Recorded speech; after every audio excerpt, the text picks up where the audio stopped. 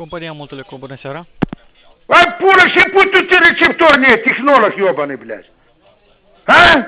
Alo, domnule.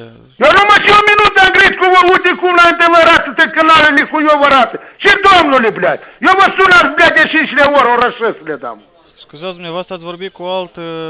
Dar pe mine nu mă poate, блядь, voi mă zăibiți, banii cui plătesc? Domnule, la ce plătile, vă rog? Cui banii plătesc, блядь? Domnule, spuneți care e problema? Tu și, ia uite la NTV și arată cu eu televizor. Cu ceva nu pot grăi, блядь, cu voi liniștit nu pot grăi. Aveți probleme cu televiziunea, da? Nu, avem cu chis de curvi nu vin, блядь, ai înțeles animala, блядь, și ești una. Eu, блядь, televiziune sună și sun eu, блядь, ha? Domnule, dumneavoastră aveți întrebări tehnice.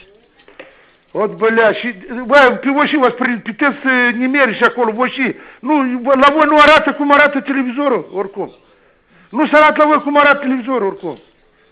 Păi, eu verific datele dumneavoastră. Dar uite, băi, boule, uite la NTV cum arată rău televizorul, blea. Păi eu nu pot să verific să văd ce e la dumneavoastră pe televizor. Dumneavoastră înțelegeți? Dar la voi și acolo arată.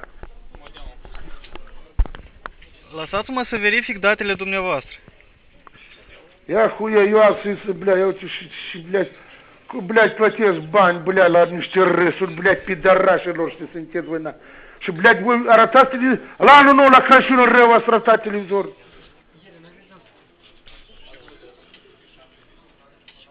Blea, vine o mâine la Multilecomul și ala, bagava și închis, da, mami, voastră, blea. M-ai zăibit voi pe mine, na. Domnule, dumneavoastră văd că parametrii sunt ok. Ați încercat să faceți un restart la echipament? Bă, și să?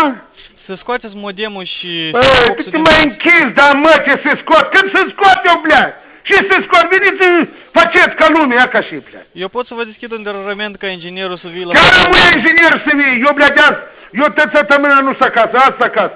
Amuia e că nu e ora și să vii, blea, să-mi facă televizorul. Dacă nu, eu mâine, blea... Dați-mi, vă rog, un număr de mobil. Ca inginerul să vă sune pe numărul dumneavoastră de mobil. Când să mă sună? El când o să vie, întâi să vă preîntâmpine când vine. Și ca dumneavoastră să fiți acasă. Băi, din mâine până duminică eu sunt la lucru, nu-i nimeni acasă. De dimineața până la 8 seara, blea. Eu azi suntem noi acasă. Păi eu pot să indic dumneavoastră când sunteți acasă, dar cel mai bine inginerul o să vă sune pe număr de mobil. Tu ești blea, tu tehnic, tu ce ai învățat? Să faci telefonul, televizor, blea. O șeți acolo și îți primești bani în 3 ore, blea. Ha? Domnule, eu vă sun, blea, de când contract, blea, m-am făcut cu voi. Tu uite la NTV, băi, băule, ai televizor acolo. Uite la NTV ce arată rău televizorul.